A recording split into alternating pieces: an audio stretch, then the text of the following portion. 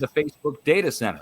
The Facebook data center and Apple data center on the right side, just like Area 51 and the nuke sites, all the way up here is the Hanford Nuclear Waste Storage Facility from the Manhattan Project. They're all on the sides of these star forts. It seems like an electrical circuit formula that's repeated over and over.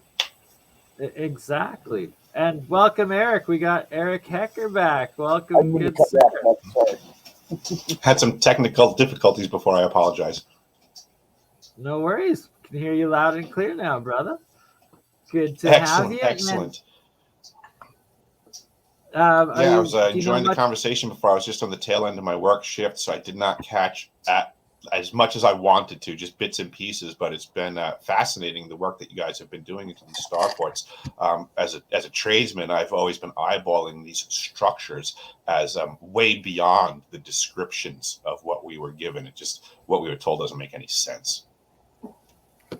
Exactly, right? Like they're just too complex and too much resources and yeah, just it's so unpractical and over the top and just ridiculous for the time period that they claimed that they were needed. It makes zero sense. There has to be something so much more to it. And then when you get into fractal array antennas and just fractals in general and geometry, it all starts making a lot more sense. You know how long it would take us to move that amount of Earth nowadays with all the massive heavy equipment that we have? I just look at those as job sites, and I just try to imagine how these guys got this work done without the tools that I have available to me. It's like, you got to be kidding me. There's no way. It's like, I don't care what you pay me, and you're like, hey, grab a shovel, Eric, and go help those guys out. Like, no way, no. I quit like immediately. We're not digging this. What are you talking about? Yeah, it's lunacy. Bang on, it would have to be, I would think, frequency of some kind. I mean, I would think cymatics frequency. You know how, I mean, when you vibrate sand or salt on a speaker and it gives you the shape of a whatever, that it could happen on a huge basis. And you were down in Antarctica, right? They're saying you were in Antarctica? Yes, sir. Yeah, I spent Is it really? Is it truly cold? Is it truly cold? Oh yeah, it's down cold. There? It's cold for sure. There's no denying that. It's ruthlessly cold. How about the summer though? Like compared, like is it hot in the summer when it's 24-hour sun though? Like does it It's a relativity thing for sure, and there's a lunacy. So the hottest day that I was there was actually Christmas Eve, December 24th of 2010, and we got as hot as -5 degrees Fahrenheit, and it felt hot because of the atmosphere conditions being so thin. We were outside in t-shirts and you got too hot. The sun was cooking you. You did not feel cold. Wow. That's wild. That's so wild. Yeah, That's so cool. It felt odd.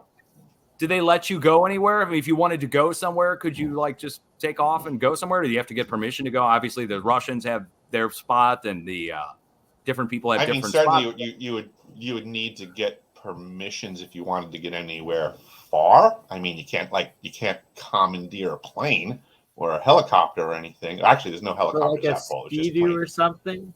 I mean, I took a snow machine at the tail end of my winter. I was there for close to a year at that point, and I absolutely scored a snow machine that I was not supposed to have. And I drove that until basically the facility, the South Pole Station, was like a dot on the horizon. But at that point, there's just nothing. There's nothing to see. I mean, it's an ice field at 10,300 feet of actual elevation. It is completely smooth and barren of anything to look at. Is it really that high? I didn't even realize. 10,000 feet. Correct. 10,300 feet. The continent of Antarctica is on average the coldest, highest, and driest. It's 0% humidity. Literally. It explains why it's so cold. The height it's alone. Absolutely. Yeah. The seismic, see, the thing that I've got about Antarctica, and I don't doubt that Antarctica exists, or I've showed it, with the shape of it. It's shaped like a pentagonal star fort. And that to me, it seems like there would be some seismic that would come from there. And instead, the entire 12 years that I've been online, we don't have not one single report of an earthquake down there below the ice, which we should pick up. I mean, we should be able to pick it up down in the plate, wherever that is down below. And then all of the normal outfits that pick these things up aren't picking stuff up there? Correct. We don't pick up any seismic, and it's not reported to us. And the weirdest thing happened. A few years ago in 2016, I did a fundraiser for my channel, like a few $1,000s or something like that. And a fellow shows up. His name was Professor Astor. And Professor Astor showed up below my fundraiser. He's from the University of Colorado. And he called me a fraud and said, and furthermore, went off on me basically and told people not to donate to my fundraiser. It was really odd. What was he calling you a fraud about? Well, this is odd. He was talking about fracking earthquakes, and earthquakes can't be caused and induced by man-made drilling. Now, here's the weird part. He then went on to go down to Antarctica to install a bunch of new seismic sensors to detect the seismic activity from Antarctica. So your work opposes his work, and he was worried about his grant? I have no idea. It was really weird. I didn't know who the guy was. But he ended up going down to Antarctica and installing a bunch of seismic, which we don't get any info on. And did they ever, do you know of any earthquakes that were ever detected down there while you were there? I don't. But then the other thing, like the first thought that crosses my mind is you have 2 miles of ice. Is it possible that that's a very effective dampener so that you don't feel the effects? No, I think that would actually, in fact, cause more, or at least on the smaller scale quakes. You'd think they'd be happening all the time from the constant ice shifting. Well, I mean, that did happen all the time. So how do you make a distinction? Like, we had ice quakes all the time, but I couldn't tell you that it's an ice quake or an earthquake. What's the difference? Right. With the fracture. Yeah, like with the fracture on an ice quake, I would think that it probably would look like an explosion or something. I don't know, but like it's really cool to think about that down below the ice sheet that there's of course the plate that it's scraping along, and then down in the plate there should be seismic that gets detected 5 kilometers, 10 kilometers, 20 kilometers, 50 kilometers down in the crust, down in the plate, and it doesn't get reported to us. I'm just wondering if there's some other reason. Like I found this stuff from I would say this immediately. There's a massive lag on the info coming off the ice. That would make sense. They might they report it later. If something happened, the general public's not going to hear about it for 10 years. That's how academia works. That's how the whole entire system works. Oh God, yeah. I mean, any scientist anywhere on the planet, Antarctica is not exclusive to this snail's pace of dissemination of information. True. Yeah, it is the last giant ice wall, and that it holds the answers to humans' past or to a lot of the mysteries of our realm. I just wanted to point out this old map there, Dutch. You were mentioning the inner sea, the old inner sea that was on the west side that went up to the Salt Lake there on the previous existence of North America. Probably before the Ice Age or whatnot, the catastrophe, but here is a map that actually has it depicted there before explorers have made it back over to the north area of North America after European recolonization of whatever genocide or reset catastrophe happened. Totally. And when you look at it too, it matches up with where Salt Lake City goes back to, where we still have the remnants of the old ocean that's still there. Speaking of the old ocean and interior oceans, that gets back to Antarctica. We saw that there was this video from Bird back in the first expedition or second. It was the Lando Lakes. You guys know about that, right? The Lando Lakes. I know exactly what you're talking about. Oh my God, this is crazy. It's declassified declassified film from the 1920s from the U.S. Army archives, U.S. Navy archives, a bird down there. And when it was maybe the second expedition, and they took I don't think it was High Jump. I think it was the one after High Jump. Right, they took planes and they flew all the way along and went interior to Antarctica And they said they flew all the way into the very center. But I was mind blown to see that. And they found this place that they called Land O'Lakes. And they said it was several hundred square miles of an area that was staying warm in the middle of winter. And that they landed their seaplane to take water measurements. It had light. It was lit up though, Mike. It would have been North America's winter and their summer because it was daylight in that filmage. Because there was some footage of it that came out. That's original documented footage of these lakes you're talking about, and them being de-iced and melted. Yeah, it would have been summer down there. Exactly. Yeah, for it to be lit, it would have. It would have been dark if they were flying during nighttime. Yeah, but they found it and they said that. I don't know. I'll go get the before we go, I will actually get the it's from a channel called Periscope Films, who restores old film footage that's donated to them, and they got the U.S. government. So check out Periscope Films; they've got it. But totally. And now I have a curiosity on the way to figure stuff out on that direction, because I am curious about what's going on down there as well. And what we can start to conclude is if we know what type of plane it is, people can actually look up. Like, it's going to take a very specific flight pattern. This hole has to be a particularly large hole for you to fly a plane in. Oh, these were freshwater lakes, Eric, and the footage.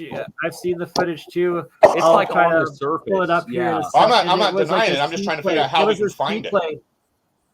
Yeah, it was. Oh yeah, I'm saying, like, when a plane comes in for landing, it doesn't just see a hole in the ground and then dive down into it. You know what I'm saying? No, it was freshwater lakes that they saw. So no, this one that Mike's talking about, because there's two stories. There's the story of when Admiral Byrd went into the center and experienced the inner earthness and whatnot. But then there's this second one that Mike Dutch is talking about right now. That is where they saw a bunch of freshwater turquoise-colored lakes with no snow, like melted rock beaches, pebble beaches, and just beautiful if you're talking colors. On the surface, that could be everywhere. Yeah, on the surface. It was on the surface, but what he found, rock and bedstone. It wasn't a glacial lake. They were like actual lakes in the bedrock, and that it was an amphibious plane. Maybe it was from Operation High Jump because they did have the aircraft. I'd be curious to know what the plane it landed, and there's color footage of them in it. I'm sure there's tons of video from on the surface. I was curious about the inner one and what plane they were saying was for that, because then calculations could. I mean, there could be flight paths and hole dimensions figured out. Yeah, he landed. What Byrd described as they landed. They first spied it from above, and they saw that there was no snow or no ice or anything, and that it was down to the surface. And then they landed the plane in the waters to test and see, and they found that the waters were somewhat temperate. And this was going on for hundreds of square miles, but they didn't test them all, obviously. But what they landed in was found to be temperate. And they specifically said that the shores were lined with fresh coal on the surface of the on the surface. Right, one second, guys. I'm going to head off. Thank you for having me. Sorry I couldn't stay for too long, but feel a little bit tired after the event. Oh man! So, Dutch, I need to get a way to get in touch with you, because we definitely need to do a show together, talk about some stuff. I'd love to pick your brain and go over some proper history. And also, Eric, you sound like someone I want to talk to you as well. So if we could arrange something at some point, that'd be absolutely brilliant. And Gerald, you as well. So anyway, on that note, I will leave you guys. I hope you enjoy yourselves. Have a great stream. I'm sorry I couldn't stay longer, but had a busy day, and I just popped in to do a bit. But anyway, thanks. It's been great. Much love, brother. He had corrective surgery earlier today, and still came in. Yikes! Always a pleasure with Luke. Surgery sucks. Anyway, the long story short is that they found this multi-hundred-mile wide melted area that they said was melted year-round. I don't know how they would know that, but they found it lined with coal, and I thought that was interesting because, coal at the surface, and you've got a lot of water, coal and water, all you'd need is a boiler, and you've got yourself infinite steam power. Like, so as a plumber, I was confused why they weren't doing steam heat down there compared to what they were doing with the glycol and heat exchangers and blah blah blah. Yeah, I've heard all of this stuff about Bird before, and have you never heard of the dry valleys? Oh, I've heard the Antarctica? snowless parts. Yeah, I've heard of like There's an area I called haven't the dry seen valleys them, that is but that's so he's I mean people don't realize that he can be discussing very benign things, and because they're not from these people don't have Antarctic experience, they just don't like. I get that the story sounds fantastical. I get that it can be fantastical. I'm not against that possibility, but there are also very present facts that also explain exactly what he saw. The dry valleys existed then, the dry valleys exist right now. His explanation could have been him flying into the dry valleys. It could be that simple. Is it large areas of water in the dry valleys? There is large areas of no ice where there's never been ice, and that's why they're referred to as the dry valleys. They use them as a facsimile of the Mars landscape. Yeah, they landed this plane in the water though, so that kind of. I'm sure in the barrier areas between the dry valleys and the areas that are completely covered with ice, there's probably intermediate situations going on. I don't doubt that in the slightest. 100%, Eric. What you're describing sounds like what you see in the videos of it, and so these are supposed mountain/pyramids taken in Antarctica. And you said you witnessed at least one of these while you were down there. I have to my right. I have a massive panoramic photograph of a mountain range in Antarctica. It's from the program. My roommate was also in the program. She got this photograph from a coworker, like a gift, right? And this you sprawl this thing out and then print it on the picture as each of the names of the mountains in the range. And as you're going through, there's mount this and mountain that and blah, blah. And then all of a sudden in the middle of it all, over one of the peaks, it just says pyramid. And it's the only one that's shaped like perfectly pointed. And it doesn't say Mount Pyramid or Mountain Pyramid. It just says pyramid. So to me, it's photographic evidence from the program that I happened upon somehow. Holy moly. I love that. That's how life happens sometimes. Interesting. Yeah, I mean, I brought this thing out to, what do you call them? Conventions and things like that. I showed it to Brad Olson. It's on your wall right now. It's rolled up in a tube right next to me. Oh, darn it. I was like, come on, take a look. I've put it on the internet for it. The problem is it's like this 16-foot long panoramic, right? So it's not meant to be put on a webcam for people to look at because it just looks all blurry at that point. There's no resolution. And then everybody's like, oh, you can't see it. You're a liar. And it's like, what do you want me to do? It doesn't translate through the medium. I mean, I can go hold up a picture for you right now and say, hey, here's a big photo of a mountain range. Right? It's that you've experienced the pyramids down there yourself, or the pyramidal mountains. And once you've experienced something for yourself, you know it as truth because you've lived through it. I've flown over the Transantarctic Mountains, and that was gorgeous to see all the glaciers. Like it looks like oceans in motion. You're up so high, everything looks like waves, and you kind of have to pay attention to the fact that it's not moving, but you can get the feel for the flow with great ease. The way everything's moving through the mountain ranges, you can see it all. Yeah, see images like this that you put up, like I see that image and I start to wonder the labor involved. And, just straight up, there are calculations that can be made from man hours. I want to know how many man hours were put on that site. Oh, millions. How many calculation? Right? How would you guys calculate it? I'm no expert on ancient construction, but how many men are needed for how many hours a day to do this from start to finish? What was there before this was there, before they moved all of this earth and structure? This is absurd.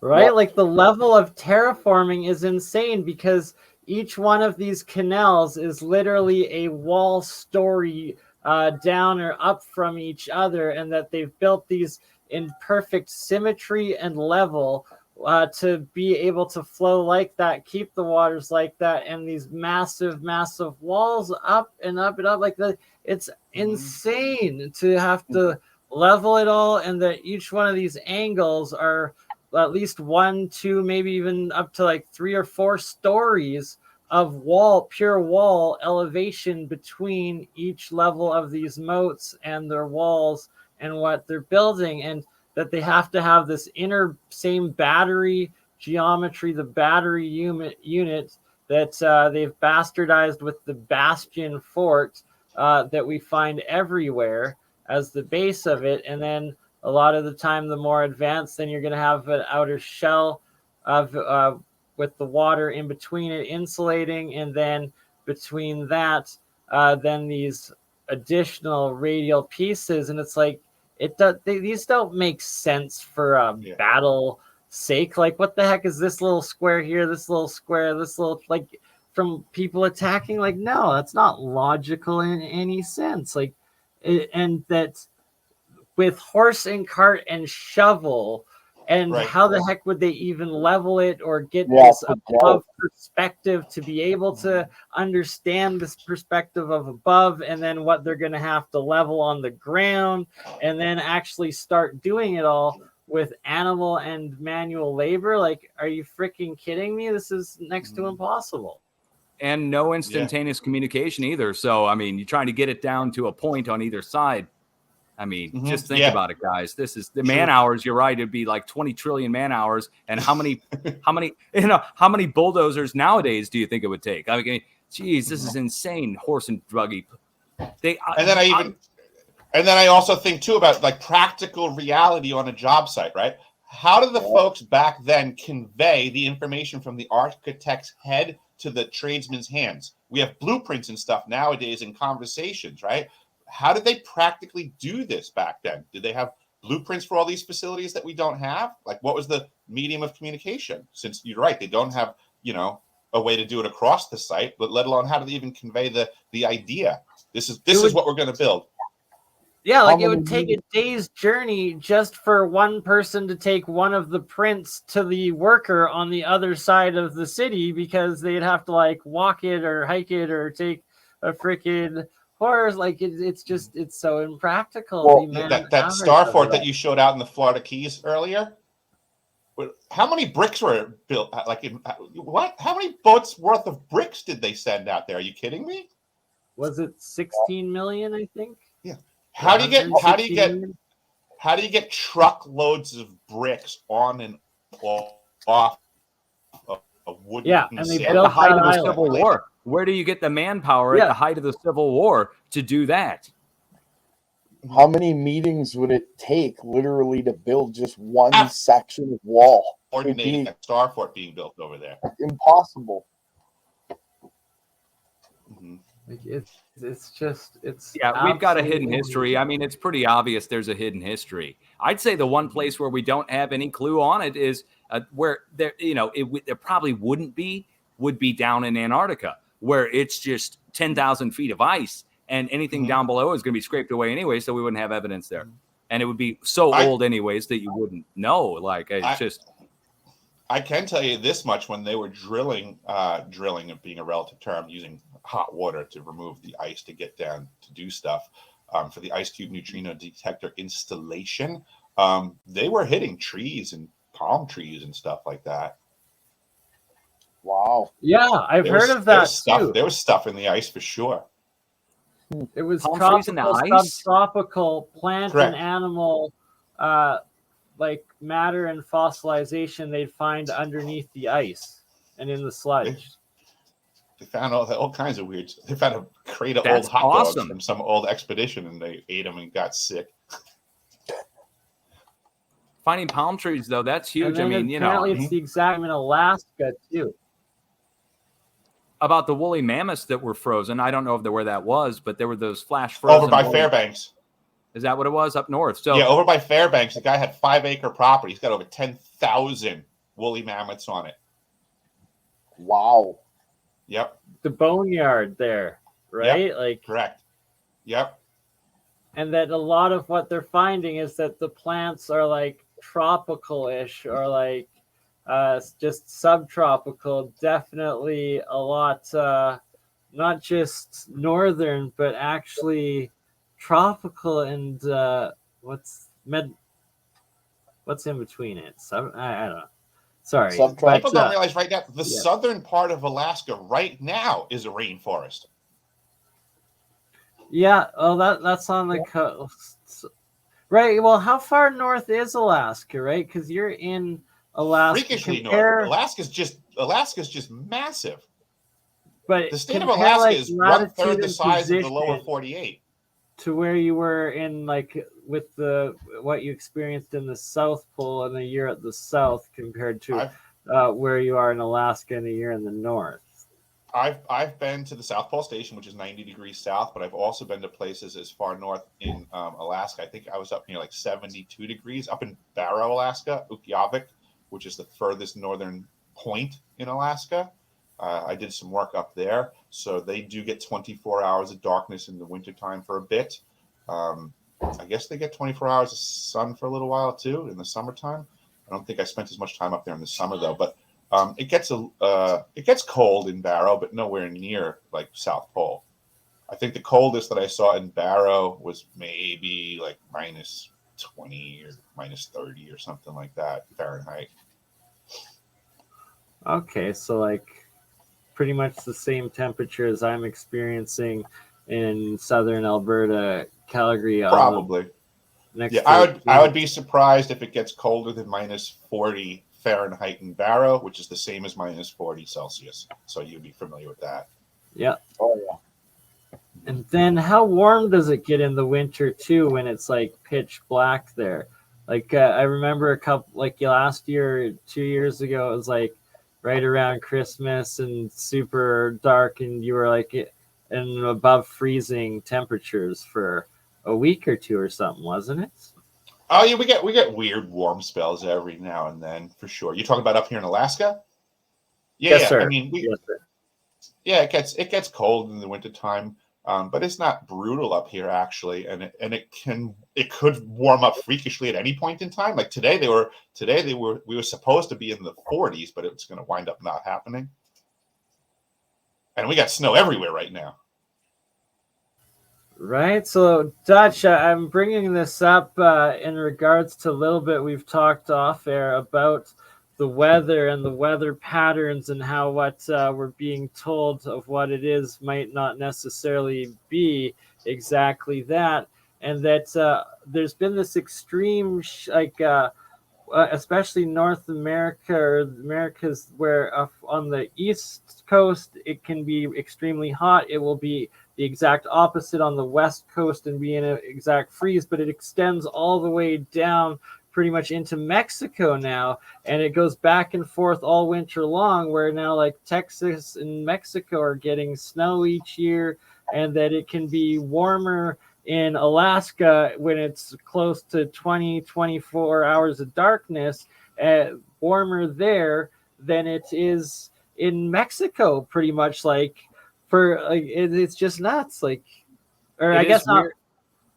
It would have to be Florida, not Mexico, because it's on opposite sides. When one is hot, one is cold.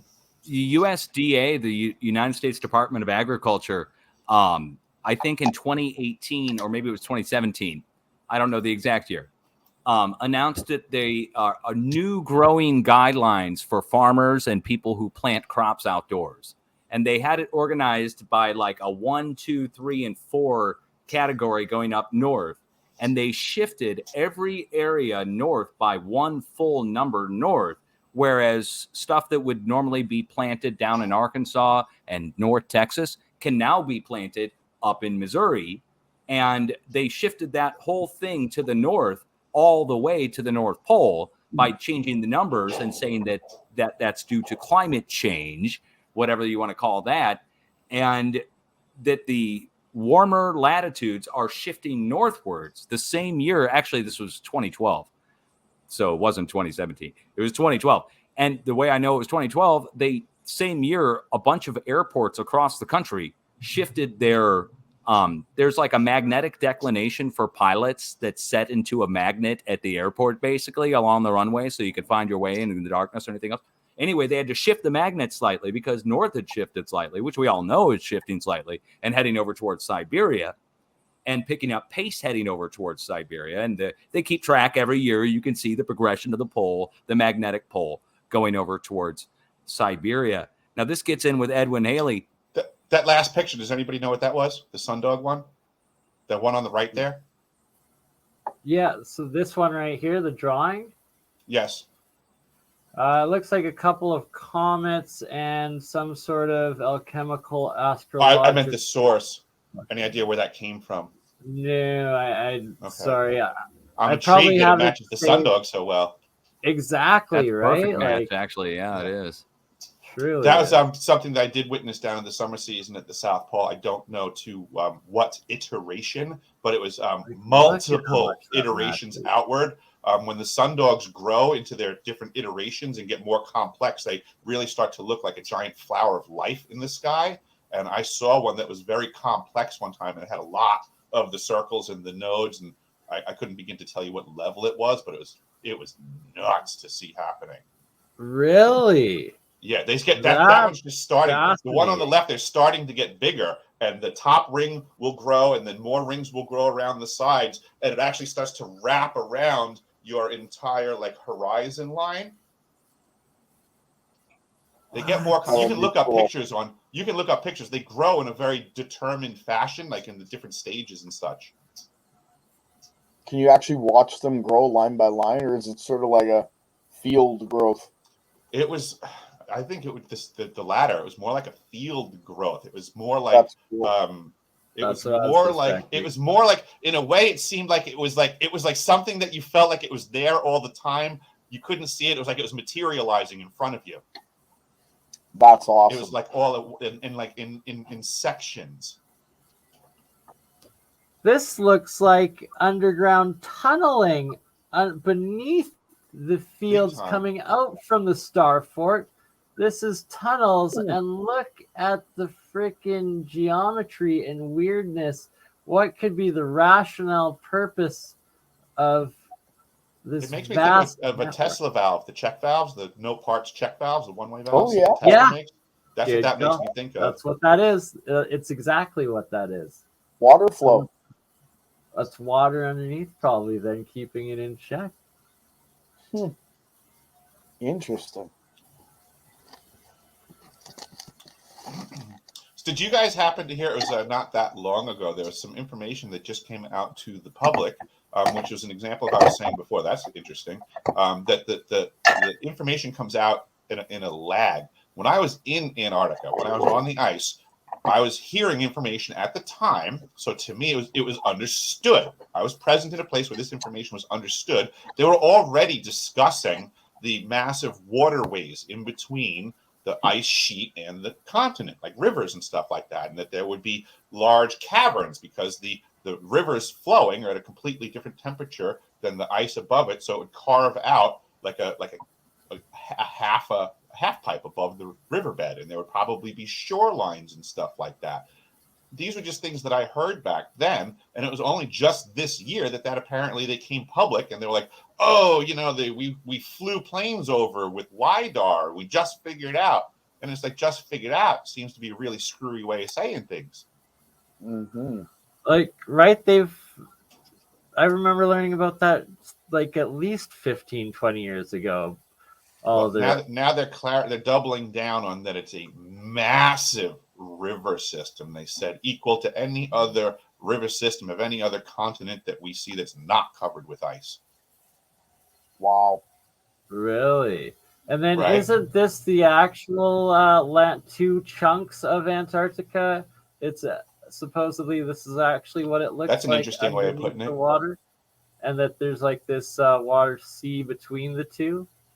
Well, that totally makes sense, right? Because the vast majority of the land mass of the continent of Antarctica is below sea level.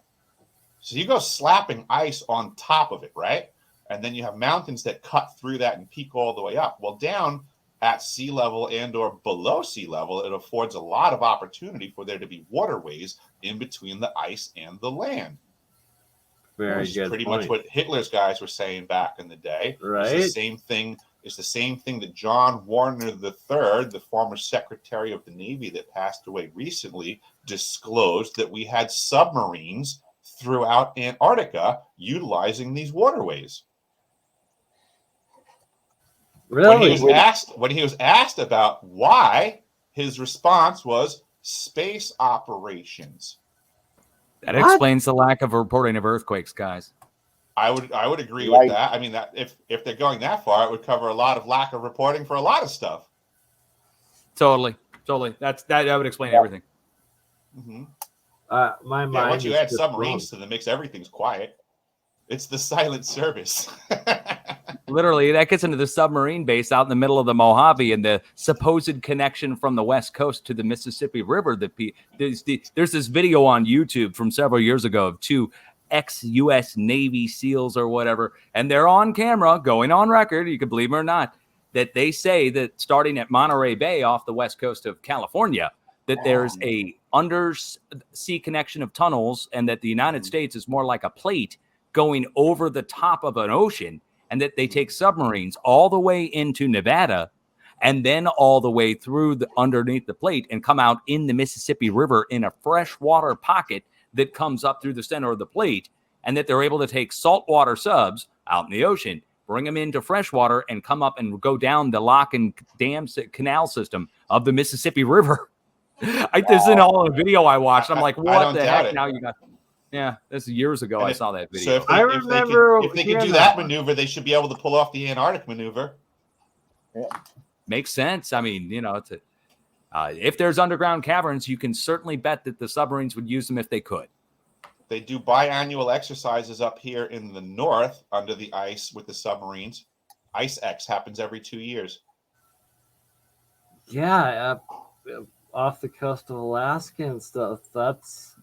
Yeah, they're testing to operate under the ice, which means you can't surface. So that's let's just say that might be getting a boat ready to go and do a little bit more developed operations.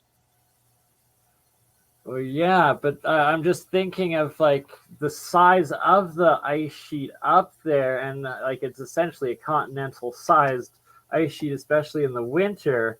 And that's at least what they claim to be there. And if they are traversing that entire thing, that's the same lengths and conditions as what you're speaking about in Antarctica of navigating those lakes and underground rivers and passages through the ice. I think it's actually more of a psychological test for the crew of training. I assure you that the submarine crew. Oh, for sure. Wants the ability to spawn that boat. You know what I'm saying? When you get on a submarine and you go underwater and you have to do your submariner's job,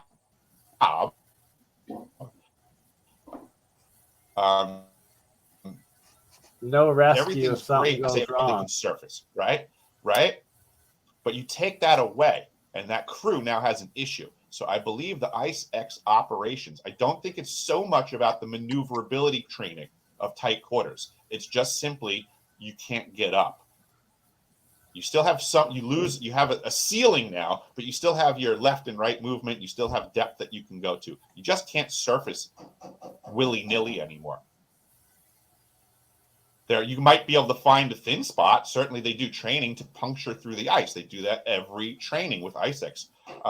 But I think it's more of a psychological training for the crew to get acclimated to not being able to surface. Before I change the subject here and what's up this star for it, you can see the water of how they have the canals running through. It's like probably 15 different, 10 connections to the outer one going in, and then 3 inner circles. And that this is what, Milano, the city of Milano.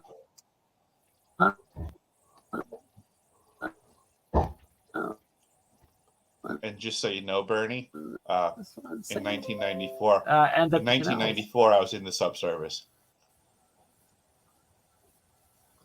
But then what the heck was what? Hey, thank you for your service, man. That's got to be a heck of a job to be down in a submarine, man. It wasn't much of a participation on my side, Dutch Sense, to be honest. It was a very peculiar enlistment, which is worthy of other conversations. I learned a lot of weird stuff about what's going on in the world from my short time in the submarine service. But I wound up getting myself out technically. So I don't need any. You fake claustrophobia or something, right? Like... That's funny. Yeah, no. Okay, I remember what I wanted to ask. There's a lot going on under the water that they're not telling us about. You're 1,000% correct.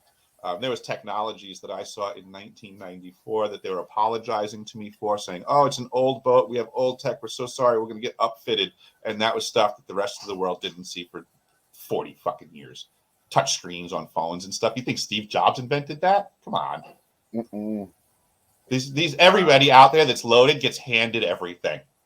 We pay for it with our tax dollars. Our research and development goes into some program, and then some buddy of some pal gets handed all the info, and then they become indebted to them.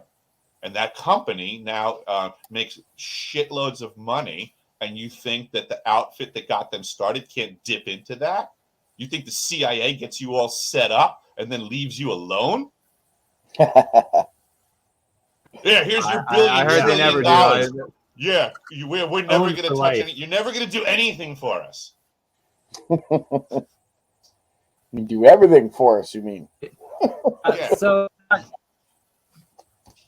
Dutch, I wanted to bring up that you made several very interesting and fascinating discoveries over monitoring of these cycles, these energies, as well as the satellites and sensor information feeds over the years. One being the radar, sorry, forgive me, I'm a little tired.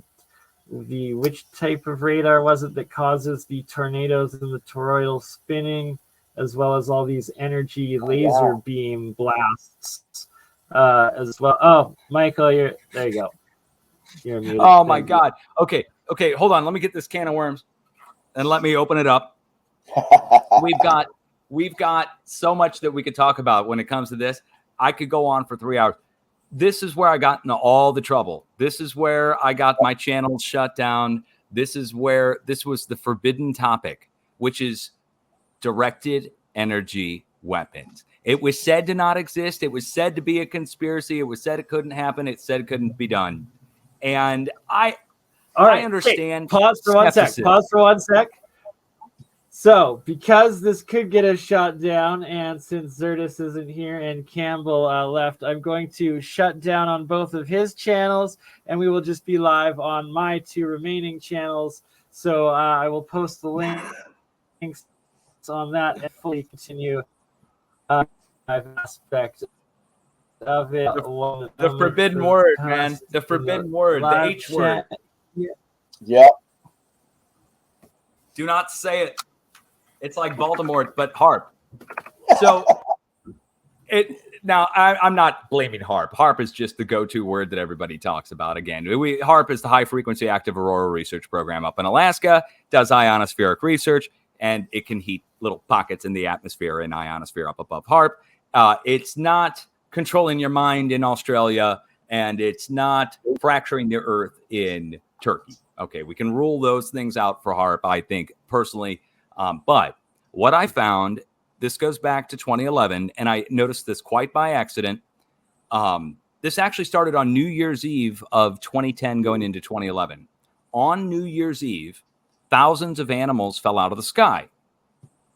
Thousands of birds fell out of the sky in Greenbrier, BB, Arkansas. And they exploded from the inside. They were cooked. They tried to blame it on fireworks at first, but it turns out there was no fireworks done in the area for New Year's. And this was in a rural area in Greenbrier, BB, where they're doing a lot of oil and gas drilling. So I was thinking it could have been something to do with maybe an oil and gas release, maybe some kind of toxic chemical made its way out and the birds inhaled it or something and exploded the birds, burned them inside. I don't know. And within a couple days of that happening, of the birds falling out of the sky, and it was like 10,000 birds. It wasn't just a couple. It was whole towns were covered in birds, guys. It was a lot. And within a couple days, a series of thousands of earthquakes then hit at Greenbrier, BB, Arkansas, right next to where the birds turned up dead on New Year's Eve. So I got a little suspicious or whatever, and I decided to go see if there was any weird weather in the area that could justify all the birds somehow exploding internally, and also explain the earthquakes. Maybe you could find something going on with earthquakes there. Could explain maybe a gas release from the hydrogen sulfide or something coming out of the ground that kill all the birds.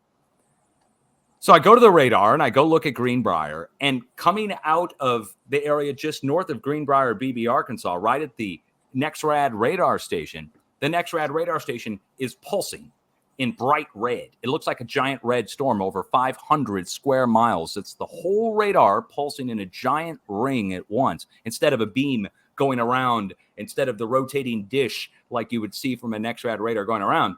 This was one giant pulse coming up from the center of the dish and going out to the perimeter of the radar station, 500 square miles in all directions. It looked like a flower when it was going giant up. Red signature looked like a storm. And I made a video on it and put it out. People said I was faking it. They said I must be photoshopping it. And I was like, what? I'm like, here's the link, dude. And they came back and said, oh, no, you're not faking it. You're actually just seeing a switch between clear air mode and precipitation mode. It's nothing. And I said, no, this is staying in precipitation mode the whole time. I'm sorry, it's staying in clear air mode the whole time. They're pulsing this thing, but it's going out all at once. I don't understand how this is happening, because we're talking about a dish that goes around inside of the NexRad. It's a microwave dish. Well, what I found out, long story short, within 72 hours of me making that video, a tornado formed and went and hit the center of the transmitter where the pulse came from originally. So birds die. Pulse, I go to check the day later, and there's this pulse happening. There's earthquakes happening there, and then the tornado forms and hits the center of the transmitter. Now, that happened about 1,500 more times at every radar station across the entire country, including Hawaii and Puerto Rico. The earthquakes, the animal deaths, the pulses, and the storm hitting the center of the pulse within 72 hours. Now, what's going on there with the pulse, I found out this has to do with tuning of the klystron, which is a very complex term. The klystron is a tube that's in there that's powering the radar. It's amping up the power, basically, from a little bit of power. When you read the NexRad description for the weather radar, it tells you they're using 7 clothing irons worth of power. What a description, right? For the housewives who are reading, I guess that's going to make sense. 7 clothing irons worth of power going in. And then they, quote unquote, well, they don't say that, zap it up. But the klystron zaps it up in a chamber of its own, a separate resonance chamber that increases the power up to 750,000 watts of peak transmission power from the klystron tube. And I found a training video from the National Weather Service last month about how to tune the klystron tube and what frequencies are producing this giant pulse that I'm seeing, that I was seeing and we still see. And it turns out that the NexRad pulses when they're tuning the klystron in megahertz, not gigahertz. Now, this matters. This ties in with HARP. This is how NexRad radar rings got the term SLAME HARP rings, because HARP is operating 0 to 10 megahertz at the most, up to 10 megahertz, but they can go lower. HARP can go lower, down in say, single megahertz. And NexRad is pulsing up to 19 megahertz. Different methods for tuning the klystron, depending on which tube you get from who makes the tube. Apparently, there's different levels, and it's like 17 megahertz or 19 megahertz. And in the training video, it goes over right down to the very fine points. And in the training video, they say their goal is to create the most output. The guy starts out in the National Weather Service training video. The goal is to achieve the peak power output of 750,000 watts. So what they're doing is they're pulsing. The big pulse, not the beam, but just a big, huge red pulse, is high frequency pulsing, and they're turning the dish all the way up to its highest tilt. Instead of pointing out like this, going around and around, or like this, it's tilted as high as they can get it to get it out as far as it can reach, and the whole dish turns into a high frequency antenna when the klystron is put into its calibration phase, how to calibrate the klystron. And what happens is the NexRad dish is as wide as a high-frequency antenna would be in your backyard if you're doing high-frequency, a 19 megahertz transmission in your backyard with a shortwave radio, but it's 750,000 watts, and it vibrates. And I found, and this is my own findings on HARP, they found that this isn't my findings. I mean, I found the findings from HAARP where they found that the resonance vibrates back and forth for up to 3 days from HAARP up in Alaska with 1 billion watts. So this is more like 1 million watts. So it's 1 million times less powerful than HAARP. But the NexRad radar only has to cover a few hundred square miles around the transmitter where the next one picks up. And it turns out they overlap the stations perfectly. And then we can get into Lieutenant Colonel Thomas Bearden and scalar and what happens when you cross beams and scalar. Scalar when we get into CERN. CERN's doing scalar.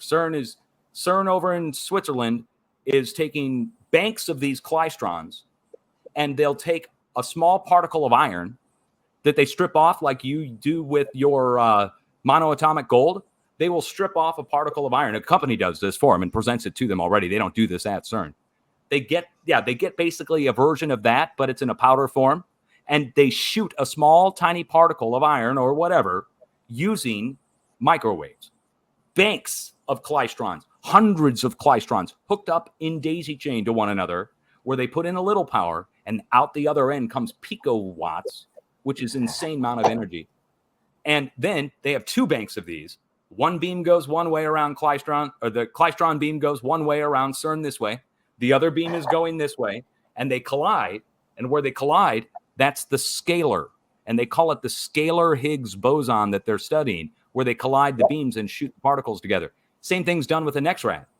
But it's over a vast distance, and it's only 1 million watts, so it creates a tornado instead of ripping the Earth apart. Yeah, they use electromagnetic resonance when they're doing that. Those cross frequencies are like look for this, guys. Look for the radar stations to go into pulse mode. All you have to do is look at the non-quality control feed from the NexRad, and they censor these out, by the way. They take out the pulses, so you don't see them because they call them anomalies. Quality control, they call it, I'm sorry. Quality control, got to take it out. But if you look for the pulse, watch for the storm to hit within 72 hours. Hail, severe wind, damaging. The Weldon Springs NexRad radar here in St. Louis has been wind hit 100 times since I've been watching. 105. And the tornado forms and hits the center of the transmitter in the National Weather Service office when they don't misdirect it. And they can totally control it now. So they can stop the tornado as much as they can start it. But do they? No, usually don't. I've seen that they let it hit the National Weather Service office because they don't want to admit that they're causing the rotation to begin with to come into the center of the rotating transmitter that's transmitting 750,000. Anyway, that's called HAARP rings. Because I got in big trouble for talking wouldn't about be a conspiracy anymore. Guess who manages the NexRad? It's why you will always... The U.S. Army. U.S. Army replaces all the components in your NexRad and the U.S. Air Force. At the Air Force Base, it's the Air Force guys. But it's the military. They maintain all the NexRads across the country because it's part of the WSR-88, Ronald Reagan's missile defense system from 1988, when they rolled out the NexRad radar in 88. It wasn't just coincidence. It's freaking Ronald Reagan missile defense, baby. We're shooting down that stuff as fast as we can with the scalar. And so... Have you considered you were observing directed energy weapons warfare? The DWO. The Directed Energy Weapons Warfare Office, right? Is that what you're talking about? Oh, I'm saying what you witnessed. Have you considered that you were simply observing directed energy weapons warfare? Oh yeah, definitely. It could even be that our radar stations. It's a battle. That's what's. They're fighting each other. There's people fighting each other with directed energy weapons. There could be a third party up above punking our radar. I've proposed this, that it might not be us causing the tornado to come to our transmitter at all. That it could be either from an outside source or even on the ground, somebody punking our radar, giving it too much energy in the electromagnetic field, doing the same thing, but from like hitting our radar with it. And then that causes a tornado to form and it comes in and hits us. It could be that too. Yeah, it definitely could be. It could also be in space. Yeah. I'm obligated to inform you because of the dates that you threw out there and your question. You threw out that you said December to January 2010 to 2011, correct? I was at the South Pole Station and we were commissioning the Ice Cube neutrino detector from construction to operations and maintenance. We, if you check the dates for Christchurch and the earthquakes that happened then, we did that. You're talking about these systems. This is what I'm disclosing. The IceCube neutrino detector also transmits. It is the world's largest phased array transmitter. It is a directed energy weapons system. My crew caused the earthquakes in Christchurch because it was the first time they were firing it and they were attempting to do something and they messed up. So they corrected fire. I don't doubt that the systems that you're talking about weren't hot and ready for us to do what we had to do. I'm certain everybody in that environment was paying attention to everything to get it dialed in correctly. If BurnEye wants to go to my website in the archive section, he can pull up my DOM document, which is my evidence from the university. Basically, the manufacturer's specifications for the IceCube neutrino detector state that each of the 5,160 DOMs, each one of those DOMs can transmit at up to 2,047 volts AC.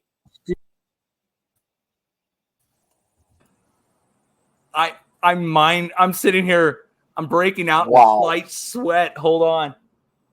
I'm trying to find people that understand what I'm saying, but most people I talk to about this, I know.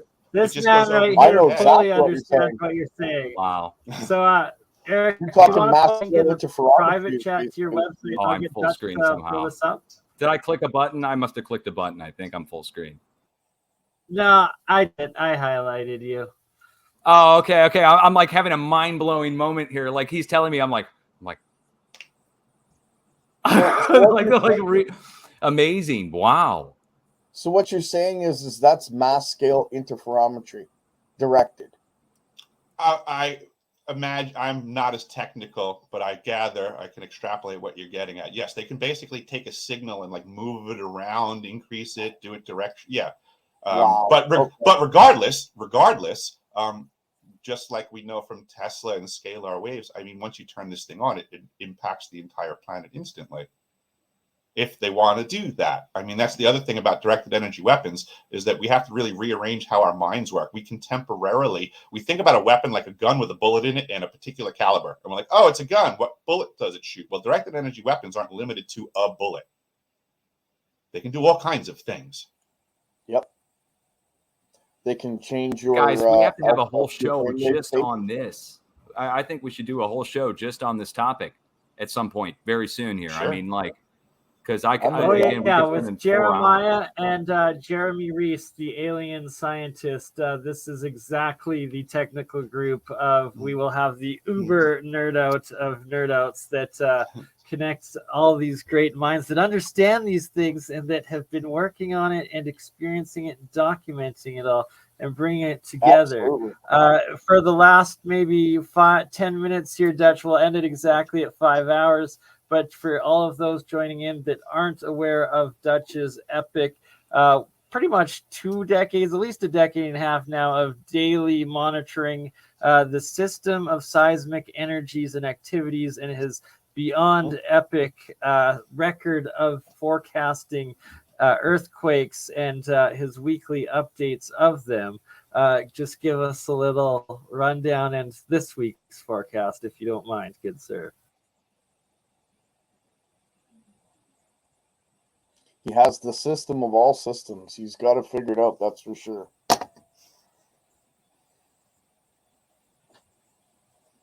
I'm just happy because I believe he's familiar with the earthquakes that happened in Christchurch back then. Oh, yeah. You know, you mentioned the Christchurch earthquakes. That is very, very interesting because FEMA was down in Christchurch in the hours leading up to the Christchurch, and then they took off an hour before. Back then? Yeah. FEMA was down there just by chance, they said. Just by chance. By the way, by North Island. Yeah. Yeah, by chance when we turned on the IceCube detector. Yeah. Oh, yeah. I'm starting to get. We're going to have to. You and I have to talk. This is so intriguing to me about the neutrinos and everything. This is projecting and transmitting a phased array down in the ground. Man, we got to talk about this. Mm-hmm. The ELF is on as well. I confirmed that myself. There's an ELF system there that they state is off. But I went right to the breaker panel that supplies it. It's on. That is. My God, I got to get down to Antarctica. You ready to go? Let's go. We're gonna get a cruise ship. I'm gonna get a cruise ship. We're gonna all go. They'll sink it, of course. Let's Don't worry. contact Mr. Beast for round 2 for him. He can pay for it. YouTube can pay. Exactly. I would love to go down at some point, but I don't think they'll let me come back. Now, just real quick on the seismic. For instance, New Zealand, we had warned New Zealand, the North Island, for up to a 5.5, and warned the central part of the island of what we call the catcher's mitt position, which looks like a catcher's mitt here. And it just got hit within the past couple hours at 2 hours ago. A 5.3 to 5.5 just hit our warned area in New Zealand. You can check it off the list. That was one of the spots that we had issued the warning. But the way it goes is the earthquakes start down below the plates with the deep quakes, and then they spread out and away and spread across the planet. I've got a whole video on this. I don't want to bore everybody here on your stream with my kind of update, but I'll tell you, we are watching on the antipode to the opposite side of the planet for new 7.0 level activity that we were watching for last week. I haven't issued the forecast on this yet. This is going to be in my new forecast in the next few days. Probably today or tomorrow, I'll be issuing the forecast, and we're going to issue a new warning for a 7 to strike in Greece over here on the west side, far over from Turkey. And it's the antipode of the 7 down here. And this gets to the whole opposite sides of Earth thing again. This gets into what happens when it goes through the planet and comes out the opposite side. But we're already moving down here. New Zealand already got hit. New Zealand's North Island's been hit. And it's going to go through the planet, and we're going to see new activity on the opposite side again, back and forth like a tennis match. But really, I think this gets into the neutrino detector and what's down in the plates. This gets into very low frequency and transmitting through the ground, piezoelectric energy going through the crust. And that's just, my God, we could go on and on. But the forecast is going to call for that.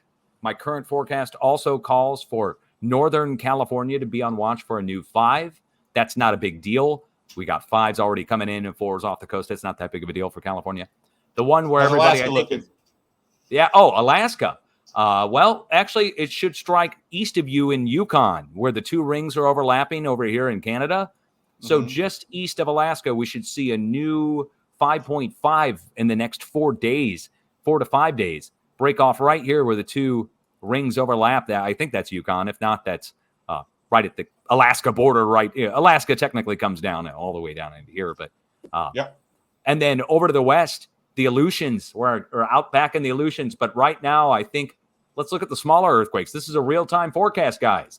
So for my guy up here in Alaska, we have a line of earthquakes coming off. It looks like a ramp jumping up into Mount McKinley of just hundreds and hundreds in the last 2 days. This is a big increase in the number of earthquakes up in Alaska. We call that a frequency increase. So like we're kind of, if we were beating a drum, right? If we were beating a drum, we've now rolled into a snare drum roll. And there's so many, but this is next to a volcano right at the ocean. And I think that's Mount Sitka. Mount Sitka, I believe this is the name. I'm going on memory. We may see a new volcanic blast in the next week out here at Mount Veniaminoff. I don't normally forecast eruptions, but with all the seismic going on here, I'm thinking new blast out at Veniaminoff. Then after Veniaminoff, that's right out here where my mouse is, a new 5, which shouldn't be that big of a deal either. It'll be out in the ocean next to a volcano that just erupted. But the middle of the whole mess is where I'm going to look. And that's how we do forecasting. We look like it's like a wave in a wave tank. And we look to the middle of the wave tank where all the waves are interfering. And that's the spot where the next spot to break takes place. I don't know. I could go on for hours trying to explain it. Simply put, we're going to see a new quake up here in the 5.0 range. And my skeptics would always say, who cares? Right? They don't care on small earthquakes. We only care on big earthquakes. And so 7 over in Greece, it'll be the first 7 in a year or more for the whole area down there. And it will likely cause some serious damage, unfortunately. That's the part that sucks about having to report on this shit. Those are the ones that we pray that you're actually wrong on, right? I know. Right? It's like those. If I'm right, it sucks. And if I'm wrong, we got to catch at that 5% inaccuracy. You pray they don't happen, right? But He called it down. It's like energy. We get like it never disappears. It'll go somewhere else, but it never goes away. So like if I miss, if I'm warning Turkey and a 7 doesn't hit in Turkey, then on the opposite side of the planet, the 7 hits exactly. That's where the energy went. It didn't hit in Turkey. It went through or around and came out at the opposite down on the other side on the antipode. And now we've got on both sides of Earth 2 7s in a course of 5 days apart. So the energy always transfers. It never goes away. So, well, that brings me to my question. When it's bouncing back and forth in its antipode, does it actually ramp up and then like escalate onto another place rather than going from a 7? It goes to say a 7.5 and reverberates into another spot. Yes, we see it increase when we pump in new deep earthquakes. When new deep earthquakes are added into that, it's like adding more energy into the mix that's already coming through. So in other words, like an earthquake, 7 hits in Turkey, energy's coming through or around the planet. I don't know which, but whatever way it's coming to the other side. And then a bunch of new deep earthquakes hammer on the other side where the 7's going to hit. And that then amps it up. Yes, it amps it up. Amp is the perfect word. Amplitude is increased as we pump more energy into the accordion-like wave that's going back and forth. I think it could be going back and forth between points through this, the round Earth, but it could be a disk Earth or a faceted jewel Earth, or well, it could be a matrix Earth. We might not be here at all, guys. I'm out of here later. Yeah. Well, thanks for answering the question there, Dutch. Much love, dude. Much love. It is trash can Earth, both round and flat. Oh, come on, there we go. Did it work? Is it going back? My computer's sucking.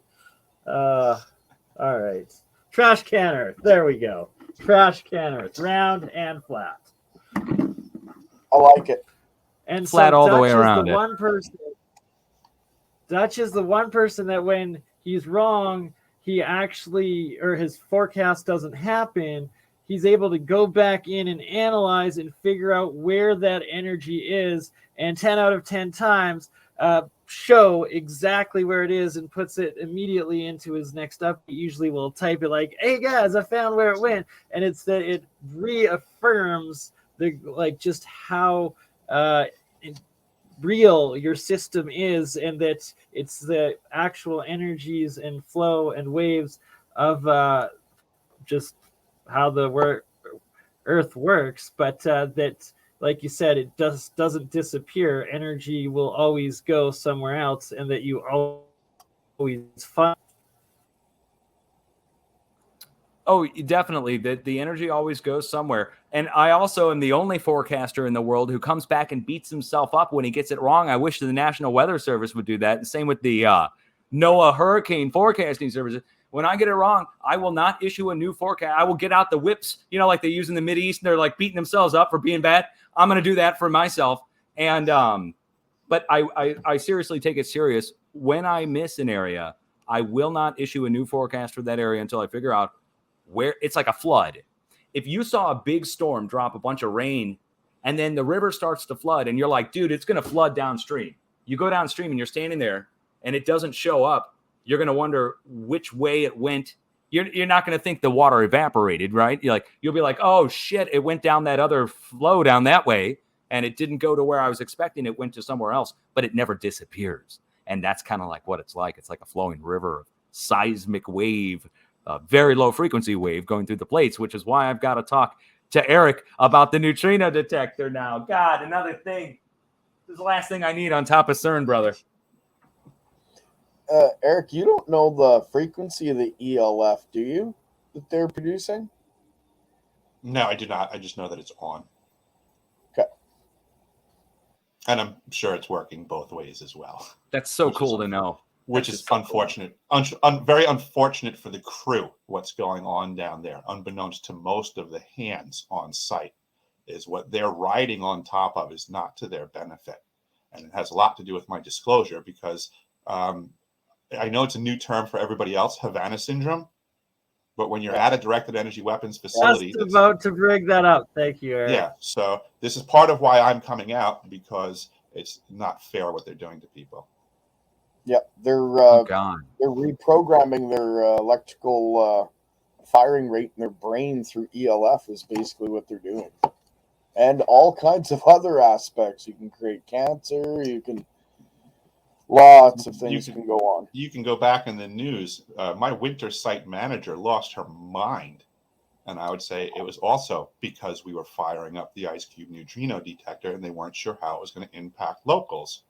So she made the news because she was trying to get herself evac during the winter season. She was claiming she had a stroke. The only thing she knew was she was effed up and she was trying to figure out what was the matter with her. And she got scared. This is our winter site manager. She was calling for an evac. She was the one that knew the evacs were. When she hired me on, she drilled into me like, you can't leave, right? And I was like, this is the lady that hired me. And then now she was trying to run out of the ice. And I would say that she did not have a stroke. When she got off of the ice and she went to Johns Hopkins University, they agreed with my assessment. She did not have a stroke. Something happened to her. She was hurt and wanted to leave. I understand the mentality and the situation. But yeah, I feel bad for my crew. I feel bad for my crew, and I feel bad for the people of this planet that do not understand the level of warfare that's happening around us right now. Yep. For those who don't know, the Havana syndrome is what he's talking about. Just to, you don't know that down in Cuba, the U.S. government has now officially admitted this, but they denied it for years. Lieutenant Colonel Thomas Bearden talked about it in the 80s, that the Russians and others have high-power microwaves and other radio devices that they use to penetrate walls, penetrate buildings, and penetrate your body. And high-power microwaves, high-power radio waves can severely affect your psyche, your bodily functions, and even induce sicknesses such as pneumonia and COVID even can be simulated with high-power microwaves. That's why the 5G talk and all that crap came in. But anyway, Havana syndrome, wow, man, we got to talk. I would love to. I have some information from Thomas Bearden and certain quotes from papers that he wrote before. And if you don't mind, I'd like to read a small one. Scalar EM is the brainchild of Lieutenant Colonel retired Thomas E. Bearden, a systems analyst and wargame specialist who's been advocating a view of electromagnetics which is based on the notion of a vast, unseen background of scalar energies as opposed to vector energies, which underlie all physical reality. So it's very connected to what is going on up in Antarctica and a lot of other places, like the H word that we won't say. And,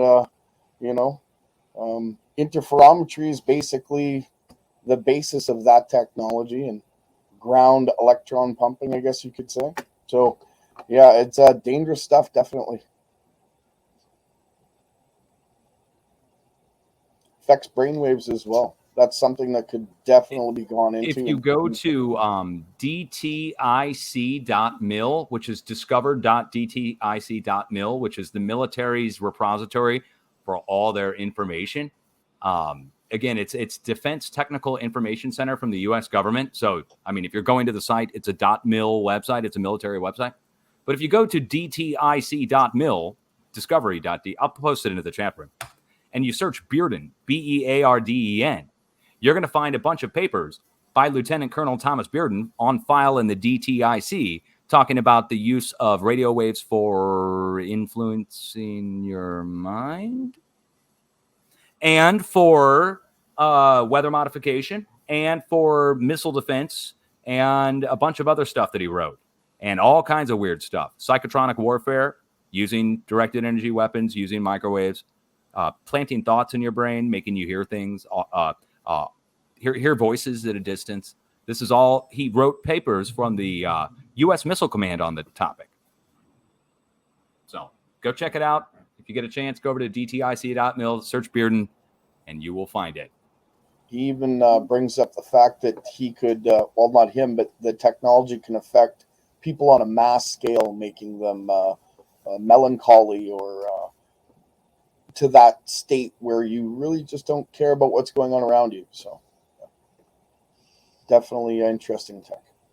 Like when there was mass uprisings, like the Arab Spring in the Middle East back in 2011, that I was alive, but it was him or someone else, retired military, and claimed that it was them using satellites projecting down specific radio frequencies on this certain area in the Middle East there that then triggered everybody to be more angry. And when they brought them out on the protest,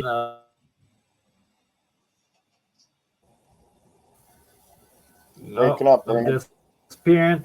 Okay, I'm losing signal. We're 5 hours deep. And we will be doing this again. We should do this on a weekly thing. And Eric,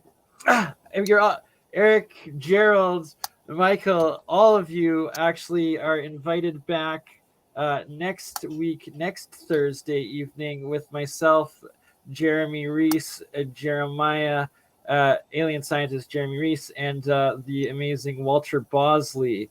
If you know who he is, another great mind and individual that we will be going deep into UFOs, anti-gravitics, different higher dimensional physics and scalar technologies, waves, and all of the rest. So hopefully we can have you back for that, Dutch. And we will be definitely doing another one with Paul Cook right away, and with the Hutchinsons. And Eric, I'm going to make sure I email you for the next Jeremy Reese Alien Scientist stream I do. And Gerald, you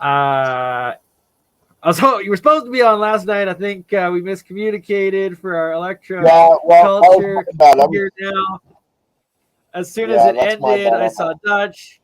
I hassled him. We're here. Now I'm going to sleep, so I probably won't be doing a stream tonight on Electroculture. We'll do it very soon. Exactly. All good, much brother. love. It's all good. Everybody. I understand completely. It was a pleasure meeting all of you guys. Eric, Gerald, Bernie, thank you. You guys just so generous, very kind. I can't wait to pick your brains on everything. I've saved this as a video. I'm going to upload it to my YouTube channel so everybody can watch it back in its full glory. It'll be great. Wow. Thank you, everybody, for being here. It was good meeting you. I can't wait to pick your brain, Eric, in Dutch sense. Like I said, I've been watching you since 2011, man. So, you know, it's good to finally meet you. And Bernie, well, I know you already, so I'm just kidding, brother. Thanks, guys. Absolutely, brother. It's gonna be good when you come out to Calgary. And first, I'm sharing Gerald's channel right now in the live chat, and then I'm gonna be sharing Dutch's Sense channel in the live chat. But I'm pretty sure everybody, at least half my subscribers, came from you, Dutch. So, but for the other half, if you don't have Dutch Sense, you're definitely gonna want to subscribe to Dutch, especially if you're traveling to an area that is prone to earthquakes, as his expertise is like no other. And as I'm stuttering and flailing, I'm also trying to look up Eric's channel, which is Deciphering My Experience, I believe. Deciphering.tv.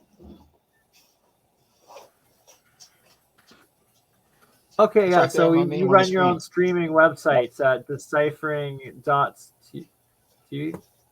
And what's awesome. I got an archive section there with the documents for the stuff that I've been putting out there, so that, you know, everybody knows I'm legit. I'm not just making stuff up. I was really down in Antarctica. I really documented stuff, and there's a real problem that we really need to discuss.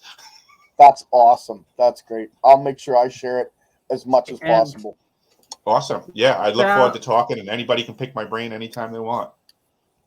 Great. I look forward to seeing you again. One last fact that I have to throw in with earthquakes, with what Eric said about them firing up the neutrino thing and the New Zealand earthquake happening in correlation to that.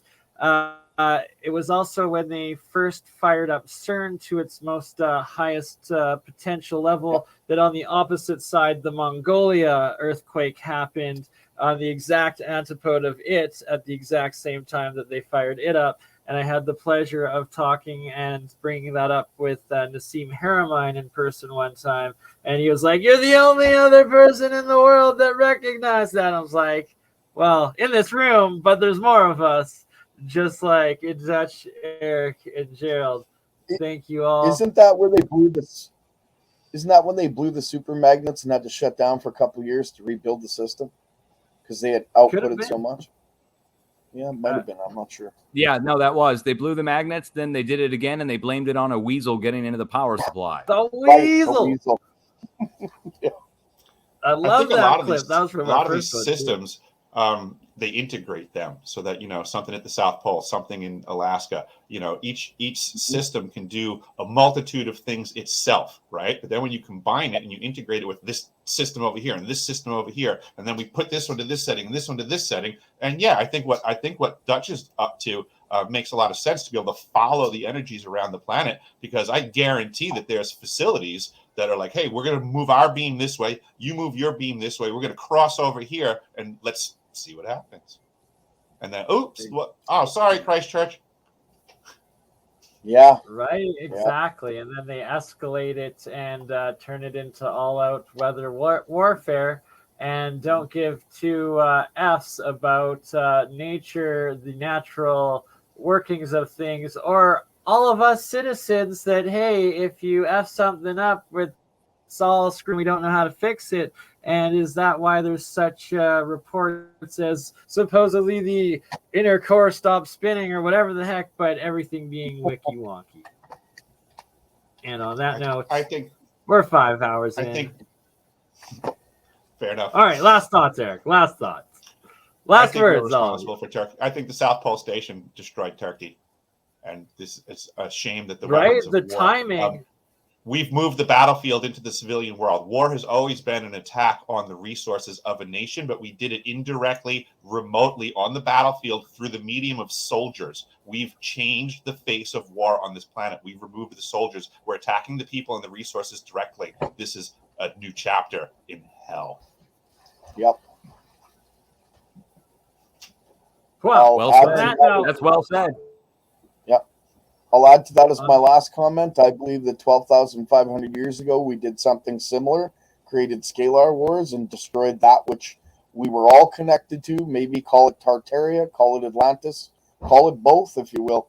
But I believe that this is similar to what's happening prior. That's my end. I agree.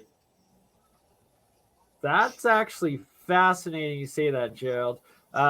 Farsight remote viewing, they kind of did a remote viewing session on that time frame and the underwater runes that they found off of the Azore Islands as well as off of Antarctica, the big grid things, and that's essentially what they described. But on that note, we're going to talk more about it in the next epic stream. 5 hours of world-changing science knowledge drops, disclosure, discovery, and intellectual discussion. We're going to re-release this in some edited hour sessions. But until then, love you all. Catch you on the next one.